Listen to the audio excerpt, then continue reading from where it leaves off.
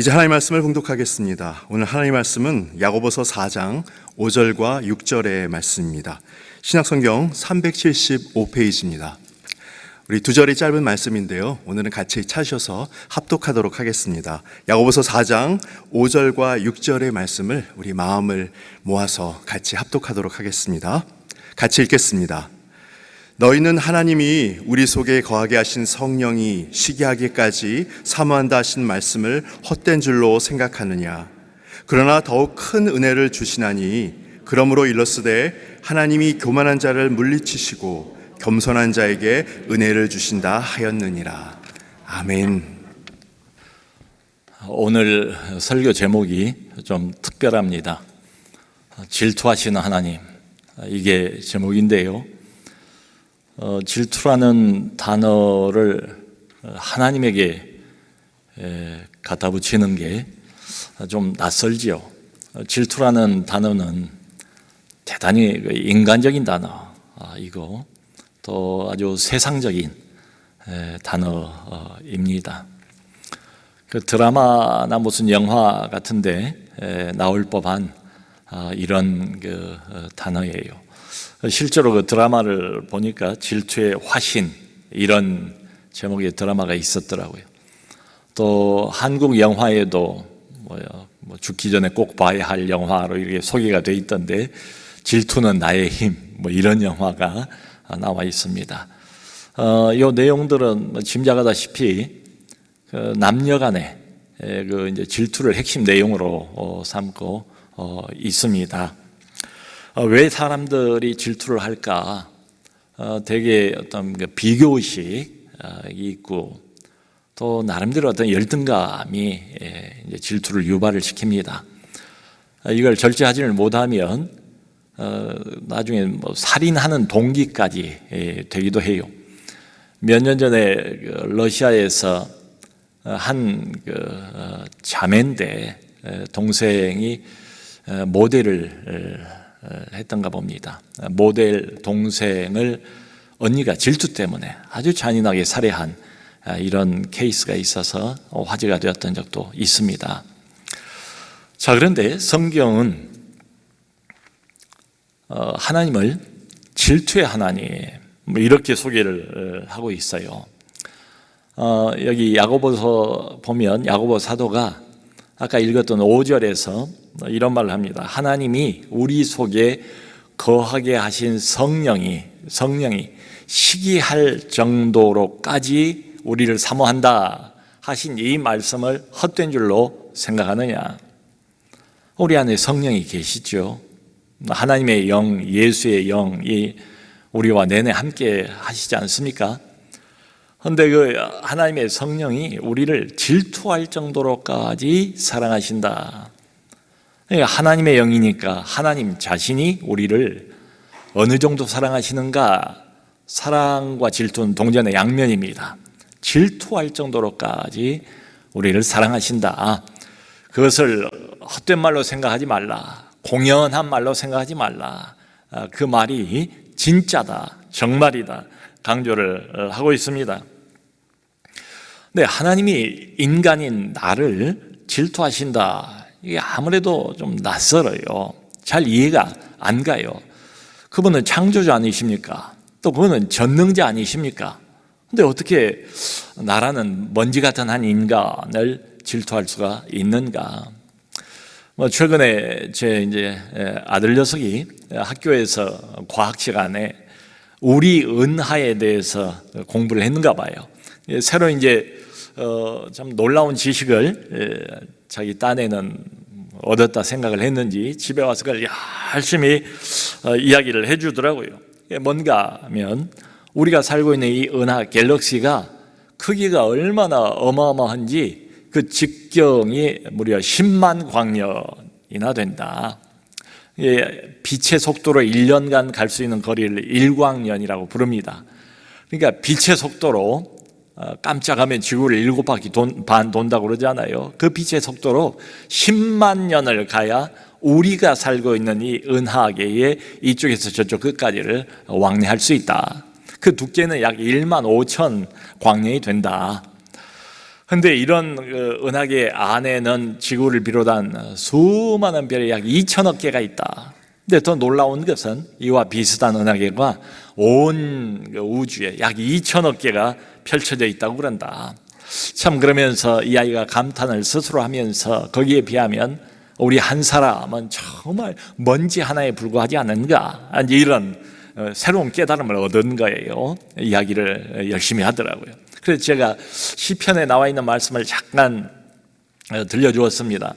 여러분, 그 시편 147편 4절을 보면 그가 별들의 수요를 세시고 그것들을 다 이름대로 부르신도다. 근데 하나님께서 이 광활한 우주에 흩뿌려져 있는 수많은 별들을 다 세시고 거기에 매달아 놓으시고 이름대로 부르셨다.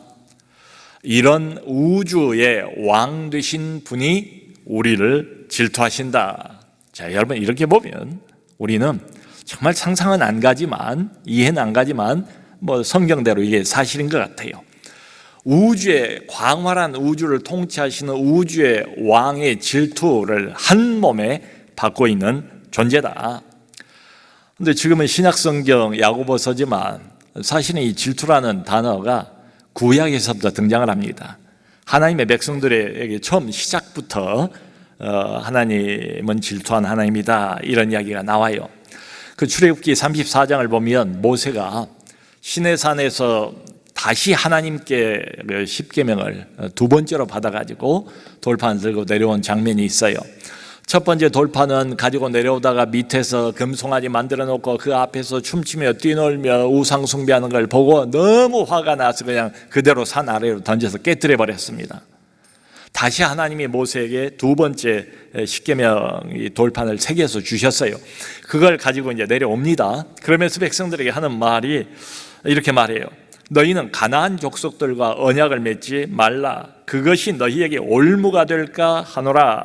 도리어 그들의 제단을 헐고 주상을 깨뜨리고 아세라상을 찍을지어다. 너는 다른 신에게 절하지 말라. 여호와는 질투라 이름하는 질투의 하나님이니라. 여러분, 여기 보면 하나님은 이스라엘 백성들이 이제 처음 출발하는 이 시점부터 자기를 뭐라고 소개를 합니까? 이게 백성들이 붙여준 별명이 아니에요. 하나님 스스로가 자신을 어떻게 소개를 하는가, 어떻게 자기를 밝히시는가 하면 나는 질투하는 여호와다. 나는 질투하는 신이다. 질투하는 하나님이다 말씀하세요.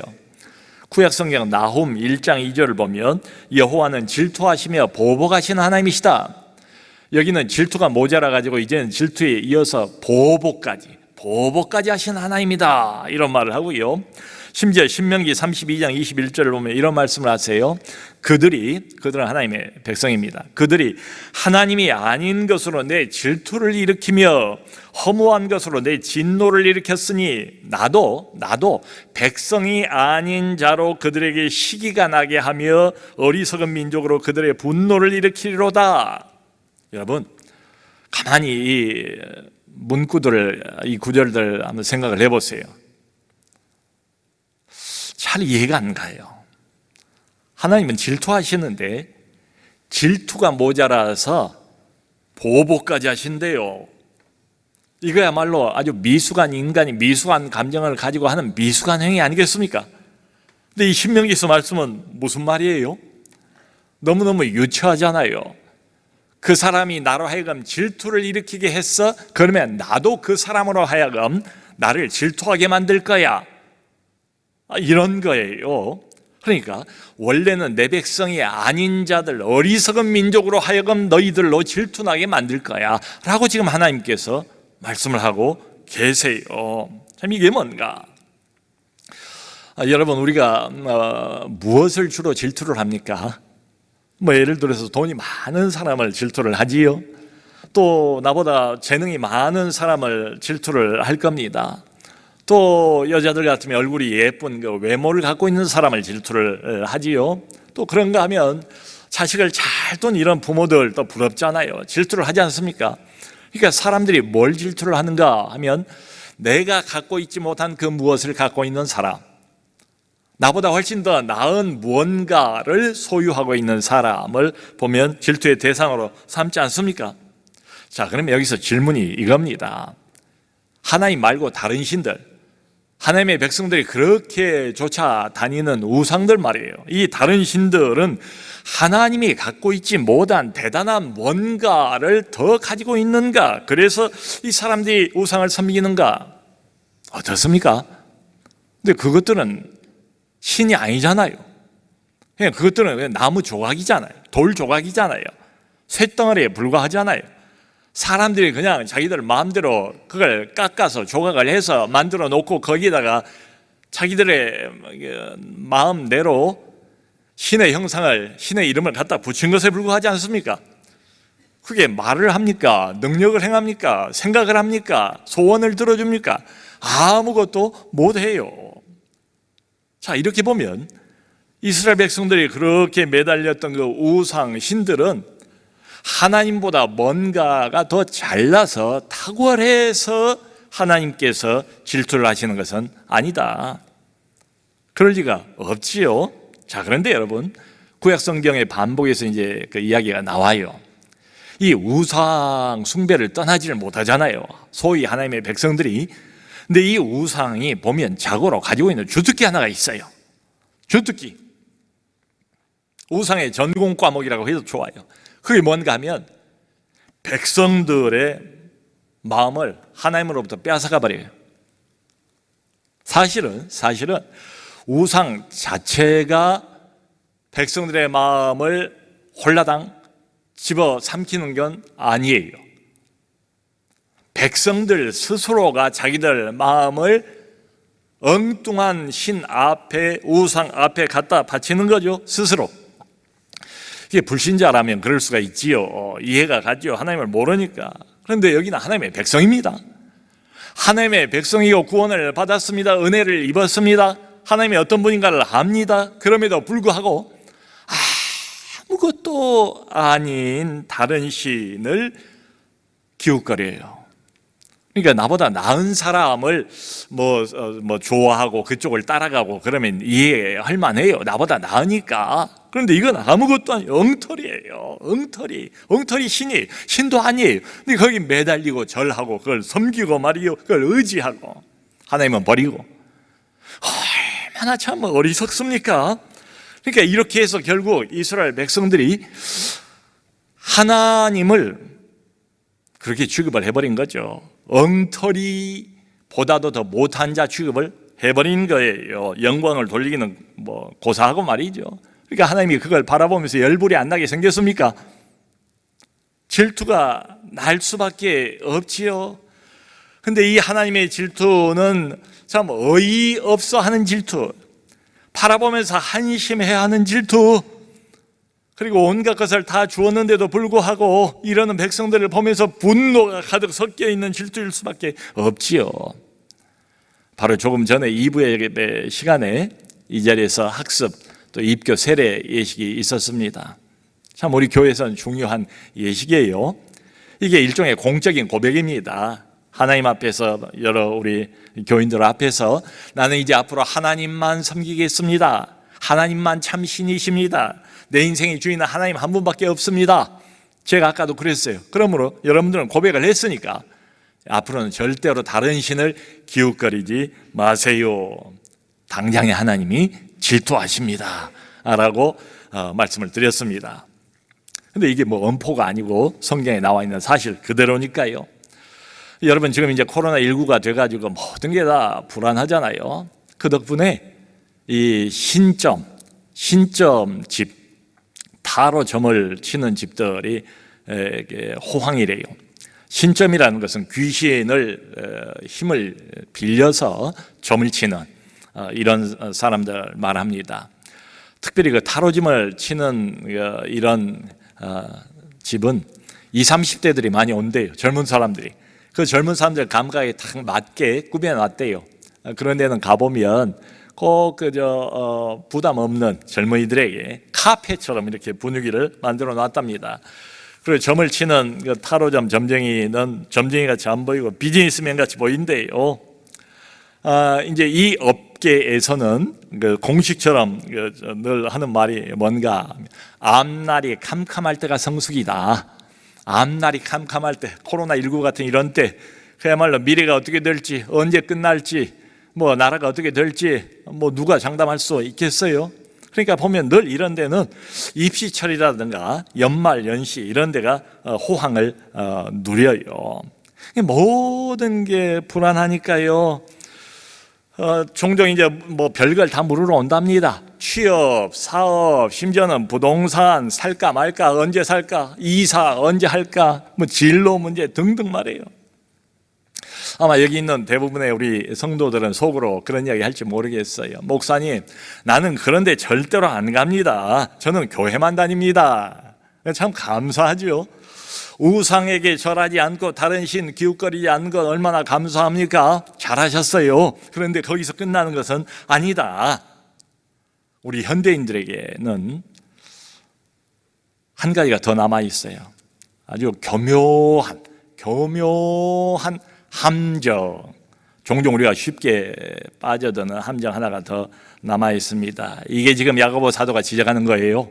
눈에 보이는 뭐 깎아지른 돌, 나무 덩어리, 여기에 절하는 정신이 올바로 박힌 예수 믿는 사람은 없을 거예요.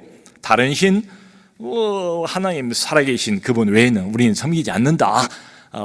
그렇게 우리는 자부할 수 있습니다. 근데 요건 어려워요. 그래서 여기 4절을 보면 야고보 사도가 이렇게 말합니다. 간음한 여인들아, 세상과 벗된 것이 하나님과 원수됨을 알지 못하느뇨. 간음한 여인들아 했는데 이건 여자들 보고 큰 소리 치는 게 아니고요. 사실은 남자든 여자든 이게 육체적인 간음을 말하는 게 아닙니다. 문맥을 읽어보면 영적인 간음이에요.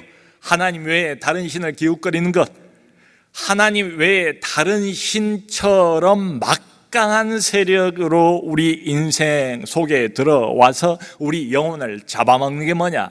그게 바로 세상과 벗되는 것이다. 그렇게 말합니다. 세상을 하나님보다 더 사랑하는 거예요. 우리 모두가 세상 한복판을 살고 있잖아요. 세상 영향을 안 받을 수가 없어요. 세상은 죄로 가득 물들어 있습니다. 이게 훨씬 더 위험해요. 눈치를 못 채요. 나도 모르게 내 영혼을 야금야금 잡아먹지 않습니까? 점점 더 하나님보다는 세상 쪽으로 마음이 돌아서요. 하나님이 그것을 질투하신다. 그리고 내버려 두지 않으시고 여기 뒤에 보면 원수 된다고 그랬어요. 원수. 너는 나를 믿지 않고 나를 따르지 않을 것 같으면 네 길을 가라. 그럼 난 내 길을 가겠다. 이렇게 하나님이 포기하시는 게 아니에요.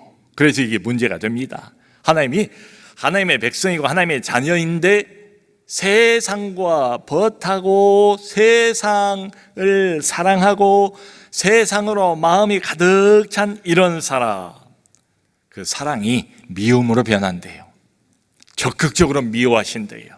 원수 취급을 하시겠대요.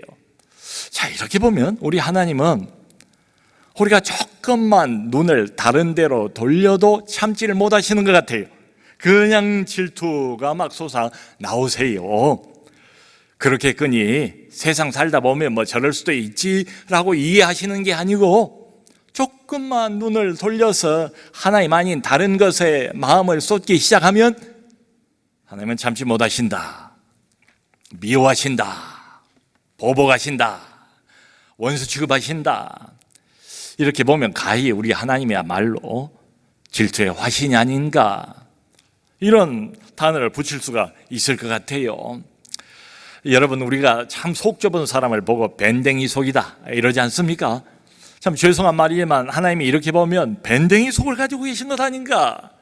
아니, 우리가 이 세상에 살면서 뭐 완벽할 수가 없는데, 우리가 아직 천사가 아닌데, 이 세상을 우리가 훌쩍 떠난 것도 아닌데 세상의 영향도 받고 이리저리 휩쓸리면서 그래도 주일날은 교회 나오고 신앙생활하면 그것으로 좀 만족해 주실 것이지, 조그만 눈을 좀 돌리고 방심을 하면 못 참고 그냥 우리를 미워하신다, 질투하신다. 도대체 그것조차도 이해를 못 하시는가? 이런 생각이 들기도 해요. 여러분, 그 계약 결혼이라는 거 있잖아요. 계약 결혼. 남녀 두 사람이 정식 결혼은 아니에요. 법적인 구속력이 없어요. 그러니까 두 사람이 일정한 조건을 걸어놓고 일정한 기간 동안 동거하는 게 계약 결혼입니다. 함께 살긴 해요. 근데 서로의 프라이버시와 자유는 간섭하지 말자, 이런 규칙을 정해 놨어요. 이게 뭐 법적인 효력이 없습니다. 그러니까 외로우니까 나이도 있고 혼자 살기는 그렇고 그래서 같이 어울려서 한 방에서 삽니다만은 부부관계가 아니라고요. 그냥 동거인일 뿐이지요. 그저 룸메이트보다 조금 더 가까운 이런 관계로 살아갑니다. 계약결혼. 근데 여러분, 성경은 종종 우리와 하나님과의 관계를 계약결혼으로 암시도 없어요. 그런 건. 결혼은 결혼인데 정식 결혼이에요. 법적인 결혼이에요. 구속력이 있는 결혼입니다. 서로가 서로에게 묶인 그런 관계래요. 하나님과 우리 사이를 정식 신랑과 신부로 말하고 있는 대목들이 얼마나 많습니까? 그러니까 나는 그분에게 묶이고 그분은 내게 묶이고 서로 묶여있는 관계예요. 이건 약속이에요. 계약입니다. 그러므로 나를 향한 하나님의 집착, 신분대예요. 우리가 집착은 대단하죠. 생각하는 것보다 상상 이상으로 하나님의 나를 향한 집착은 놀랍습니다. 놀라워요. 그러니까 때로는 그런 생각도 들어요. 아이고, 이 부분에서 날 좀 놓아주시면 좋겠다. 좀 못 본 척 눈 감고 지나가시면 안 되나? 근데 단 한 번도 우리 하나님은 내 평생 동안에 어느 순간도 나를 내가 원하는 대로 놔주시는 법이 없어요. 계속 나를 사랑하시고 마음이 하나님에게서 떠나면 계속 나를 질투하시고 이걸 기억할 필요가 있습니다. 여러분, 우리는 평생 단 한순간도 예외 없이 하나님의 질투를 받고 있는 중이다. 하나님의 질투를 실시간으로 지금도 우리는 받고 있습니다. 대신 한 가지를 더 기억해야 돼요. 전능하신 분의 질투다. 세상의 창조주의 질투를 받고 있습니다. 내가 뭐라고? 먼지 한 톨만도 못한 나 같은 자가 뭐라고 이렇게 집착을 하실까? 왜 하나님이 질투를 하시겠어요? 질투라는 단어까지 서슴없이 꺼내 놓으시면서 그걸 부끄러워하지도 않으시면서 아예 처음부터 나 여호와는 질투하는 하나님이란 걸 잊지 말라. 너희의 마음과 너희의 사랑이 너희의 눈이 다른 데로 돌아가면 나는 즉각 행동을 개시할 거야. 뭐 이런 엄포가 깔려 있는 것처럼 들리지 않습니까? 그분이 나를 질투하시는 이유는 한 가지밖에 없습니다. 여러분, 어떤 사람을 왜 질투하세요? 사랑하니까, 내 거니까. 지극히 사랑하고 또 사랑하니까 그 사랑이 나중에는 채워지지 않으면 질투로 바뀌는 것 아니겠어요? 여러분, 사랑하지 않으면 질투도 안 해요. 내가 관심도 없는 사람을 왜 질투를 해요? 먹든지 말든지 누구를 좋아하든 말든 내가 무슨 상관이에요? 그 사람 관심 없어요. 내 마음에 없어요. 그러면 질투할 필요도 없어요. 근데 너무너무 사랑하니까, 놓칠 수 없으니까 마음이 내게서 떠나면 마음이 그냥 불같이 질투심이 솟아 올라오는 거지요. 참 인간들이 그 하나님의 마음을 알아먹기 쉽게 이렇게 이제 표현을 한 거예요. 질투라는 단어로.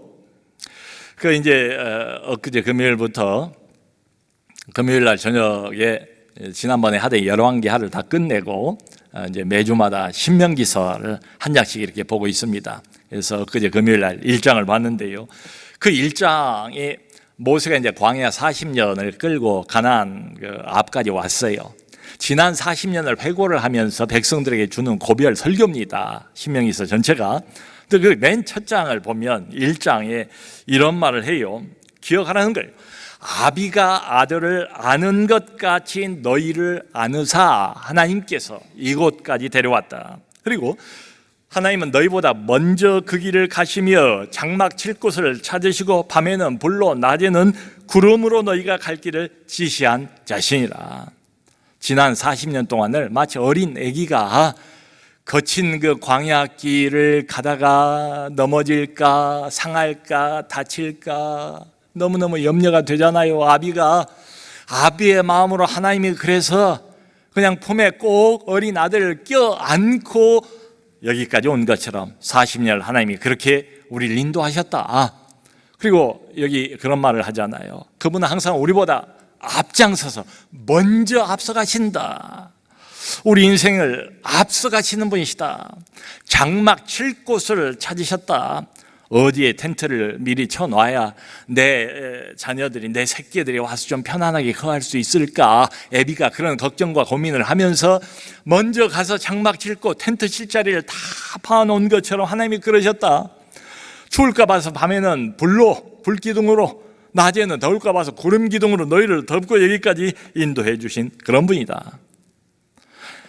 자녀를 위해서 온갖 애정과 관심을 다 쏟으신 분, 그리고 결국은 하나밖에 없는 독생자까지도 우리를 위해서 포기하신 분.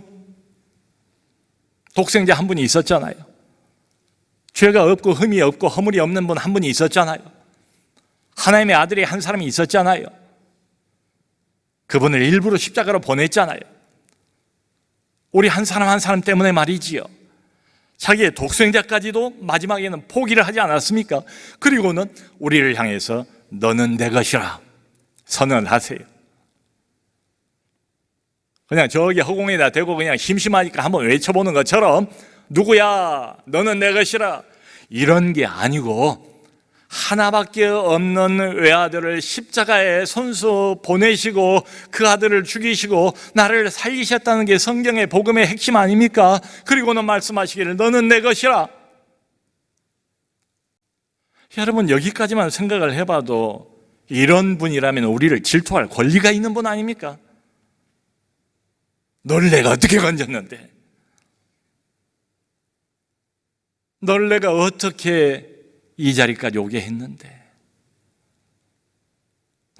너는 그렇게 느끼지 못할지 모르지만 네가 나에게 어떤 존재인데 너는 내 것이라 질투할 권리가 있으신 분이에요. 여러분 하나님께서 하나님의 자녀를 징계하시는 이유가 바로 이것입니다. 질투하시기 때문에 징계하신다고요. 사랑하시기 때문에 질투하시고 질투하시기 때문에 징계하신다고요. 이대로는 안 되겠으니까 세상을 향한 시선을 하나님께로 돌려야지요. 세상을 향한 마음을 하나님께로 다시 빼앗아서 돌려놓아야 되지 않습니까? 이대로 가다가는 멸망인데요. 이미 어둠인데요. 이미 영혼이 한참 부패해버렸는데요. 그런데 가장 효과적인 처방책은 뭔가 하면 예나 지금이나 자고로 똑같아요. 징계입니다. 고통입니다. 어려움입니다. 고난입니다. 때로는 감당 못할 고난을 그래서 주시는 거지요. 여러분 우리가 아프고 그리고 모종의 고통 속에 놓여 있을 때에는 이런 게 있어요. 정말로 거듭나고 하늘의 생명력을 가지고 있는 사람 같으면 그런 때는 어김없이 하나님에 대한 집중력이 굉장히 높아집니다. 하나님에 대한 집중력. 아파 죽겠는데 맛있는 음식이 생각나겠습니까? 어떤 고통으로 인해서 내 영혼이 갈갈이 찢어지는 이런 아픔을 겪고 있는데 놀러 갈 생각이 나겠습니까? 평소처럼 돈 쓰고 쇼핑 다닐 생각이 나겠냐고요? 그저 빨리 고통 벗어나기를 바라지 않겠습니까? 하나님 잘못했습니다. 하나님 살려주세요. 하나님 다시는 안 그러겠습니다. 하나님만 바라봅니다. 나를 구원해 주세요. 그때야 비로소 하나님께 매달리면서 하나님만 바라보지 않습니까? 요즘 그 지자체가 이제 계속이 쭉 되면서 뭐 전국 방방곡곡에 공원이라든가 뭐 호수 근방을 가보면 데크가 잘 형성이 되어 있더라고요. 어디를 가도. 최근에 여기서 가까운 그 대모산도 그 생태공원 을 만들었어요. 멋지게 아주 잘 만들어 데크를 이제 꽤 긴 데크를 거기 잘 둘러서 만들어 놨습니다. 이제 가끔가다 거기를 이제 산책을 해보면 335 이제 뭐 이렇게 떼지어서 뭐 이야기들 하면서 데크를 돌아요. 젊은 엄마들 그룹도 있고 또 이제 그 낮에 가면 이제 주로 아주머니들이 뭐 이야기를 하면서 마스크 이제 쓰고 이렇게 돕니다. 그럼 제가 뭐 들으려고 해서 들은 게 아니고 이제 오면서 가면서 이렇게 뭐 뒤서가니 앞서가니 그러면서 들리지 않아요. 들리니까 들리는 소리는 뭐냐? 온통 아이 교육에 대한 이야기. 뭐 엄마들이니까 충분히 이해가 가죠. 집 문제, 뭐 그런 이야기, 주식 이야기, 부동산 이야기, 돈 이야기, 성공 이야기. 그러니까 이런 이야기들을 한마디로 종합을 해보면 관심이 어디 있는가? 오직 이 땅, 이 땅. 안 믿는 사람이라면 그럴 수 있어요. 근데 하나님을 알고 하나님의 사랑을 한 몸에 받고 전능자의 질투를 실시간으로 받고 있는 사람이라면 이게 바로 야고보 사도가 지적하고 있는 세상과 보됨이 하나님과 원수됨을 알지 못하느냐? 의하여 머리끝에서 발끝까지 온통 마음 구석구석까지 세상 욕심으로만 가득 차 있는가? 너의 하나님은 어디 있는가? 지금 이렇게 야고보가 지적을 하는 셈입니다. 여러분, 저도 이제 최근에 들은 용어인데요. 요즘 젊은이들 사이에 있어빌리티라는 이 단어가 유행이래요. 혹시 들어보셨어요? 이게 어빌리티라는 영어가 있지 않습니까? 그걸 좀 이제 재미있게 있어빌리티. 이게 뭐냐면 없어도 있는 척하는 게 있어빌리티래요. 명품 가방을 착 둘러 맸는데 사는 건 어디에 사는가 하면 고시원이나 원룸 같은 데서 산다는 거예요. 일종의 허세입니다. 허풍입니다. 그럼에도 불구하고 이렇게 해야 존재감을 확인을 할 수가 있다는 거예요. 이런 사람들이 또 안으로는 상처가 깊고 우울감과 열등감, 자기 정죄감으로 또 찌들어 있고 등등. 그야말로 점점 갈수록 코로나 시대가 돼서 더 그런 것 같아요. 살기는 살고 열심히 사는 것 같긴 한데 도대체 내가 왜 사는지 사는 이유를 모르고 살아가는 사람들이 의외로 많지 않은가. 코로나19가 1년 내내 거의 계속 되다시피 하니까 뭐 계속 불안이 여기 걸려 있고 늘 이게 두려움이 뭐 남아 있고 진정한 안정도 없고 진정한 희망을 이미 상실해버린 것처럼 보이는 사람들이 얼마나 많은가. 진정한 희망이 있어야 어려워도 좀 이겨나갈 수 있는 힘이 공급되지 않겠어요? 진정한 희망 어디 있을까요? 그저 돈 말고요. 그저 사람들이 인정받는 것 말고요. 그저 잠시 쾌락을 누리는 것 말고요. 그저 나의 먹고 살기 편한 안락한 노후 말고요. 진정한 희망 말이에요. 인생의 가치를 느끼고 진정한 보람과 의미를 내게 가져다 줄 수 있는 그 희망, 지금 아무리 어려워도 애써서 앞으로 전진해 나갈 동기를 부여해 줄 수 있는 그 진정한 희망은 어디 있는 것인가? 아무리 둘러봐도 이 진정한 희망의 빛은 세상에 가져다 주지 못합니다. 오직 하나님만이 주실 수가 있어요. 사랑하는 성도 여러분, 이 세상과 벗되지 말라고 야고보 사도가 권면하는데요. 이 세상이라는 색 안경을 끼고 주위를 바라다 보면 굉장히 어둡게 보이더라고요. 그리고 소망이 없어요. 항상 그랬어요, 세상. 근데 하나님이라는 안경을 끼고 내 인생을 보고 나 자신을 바라다 보면 달리 보입니다. 달리 보여요. 내가 어떤 사람인가? 물론 못난 사람이에요. 초라한 사람이에요. 가진 것도 별로 없어요. 근데 달리 보셔야 돼요. 하나님의 질투를 한 몸에 받고 있는 존재라니까요. 그래서 여기 6절에 야고보 사도가 이렇게 말합니다. 그러나 우리에게 더욱 큰 은혜를 주시나니. 우리에게 더욱 큰 은혜를 주신대요. 내 모습을 객관적으로 있는 그대로 바라보면 나는 어떤 사람입니까? 하나님 믿는다고 믿지만 믿음 별로 없는 사람, 기반이 연약한 사람, 조그만 바람이 불어도 넘어지기 잘하는 사람, 시험에 빠져버리는 사람, 세상을 하나님보다 훨씬 더 사랑하는 사람, 매우 초라해 보이는 사람, 그리고 솔직히 하나도 제대로 잘하는 게 없는 것처럼 보이는 이런 사람. 그런데 그게 스토리의 전부가 아니다. 하나님의 사랑에 이어서 질투까지를 한 몸에 받고 있는 너, 그러나 하나님이 더욱 큰 은혜를 주신다. 이런 모습인 거 하나님이 모르실 리가 없고요. 알아요. 근데 하나님은 나를 놓지 않으신다. 포기하지 않으신다. 아니, 놓칠 수가 없다. 포기할 수가 없다.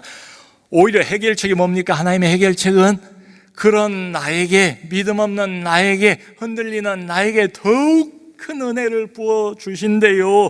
그래서 내 영혼을 붙들어 주신대요. 어려움을 이기게 하신대요. 하나님께로 마음을 돌이키게 만들어 주신대요. 내가 어려울 때 나를 안고, 신명기서 말씀처럼 아비가 아들을 안는 것처럼 나를 안고 가신다. 내 짐을 하나님이 대신 짊어지고 가신다. 야, 너는 이 상태로는 안 돼. 나한테 오려면 조금 더 수정 내지 교정을 한참 너는 봐야 될 것 같아. 고친 다음에 와. 그럼 내가 받아줄게.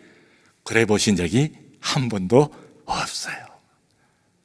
못난 모습 그대로, 실패한 모습 그대로, 좌절과 낙심과 믿음 없고 흔들리는 모습 그대로, 있는 모습 그대로를 사랑하시지 고쳐놓고 사랑하시는 게 아니라고요. 사랑하니까 고쳐나가시는 거지요. 고치지 않아도 좋다. 그 모습 그대로, 초라한 모습 그대로 내게로 와라. 그리고 내 손을 잡으시고, 애야, 너는 부족하고 너는 힘이 없어도 내가 있잖니.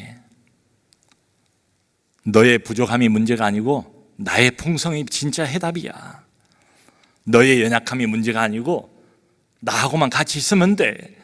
나의 능력이 진짜 해답이야. 열쇠는 거기 있어.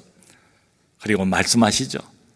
이 또 다른 세계, 세상 속의 한복판에 살지만 그러나 나와 함께 손을 잡고 신앙의 세계를 나와 함께 같이 가지 않으련 하고 말씀하십니다. 성도 여러분, 사랑과 질투는 동전의 양면입니다. 양면이에요. 사랑하니까 하나님이 질투하시는 거지요. 잊지 맙시다. 아무리 어렵고 아무리 내 스스로가 초라해 보이고 아무리 앞날이 불투명해 보여도 나는 어떤 존재인가? 나는 누구인가? 이 창조주, 온 세상을 만드시고 지금 또 1.1획도 틀림없이 수많은 별들을 실시간으로 움직이고 계시는 이 우주의 왕, 전능하신 분, 온 세상을 창조하시고 다스리시는 그분의 질투를, 사랑을 한 몸에 받고 있는 존재다. 하나님의 영광스러운 질투라고 불러야 맞을 것 같아요. 그걸 받고 있는 자들이다. 관심의 대상이다. 여러분, 바로 이것이 진정한 우리의 희망입니다. 우리 삶의 빛은 세상에서 찾을 수 없어요. 바로 이 하나님의 사랑이 우리 삶의 빛입니다. 모쪼록 하나님만큼은 죽을 때까지도 사랑 못하겠죠, 우리 하나님을. 그래도 하나님께서 사랑하신다는 것은 분명하고 질투할 정도로까지 나를 아끼고 나를 붙드시고 내게 집착하고 계시다는 것도 분명하고, 그렇다면 하나님의 그 사랑에 바른 반응을 보여야 되지 않을까.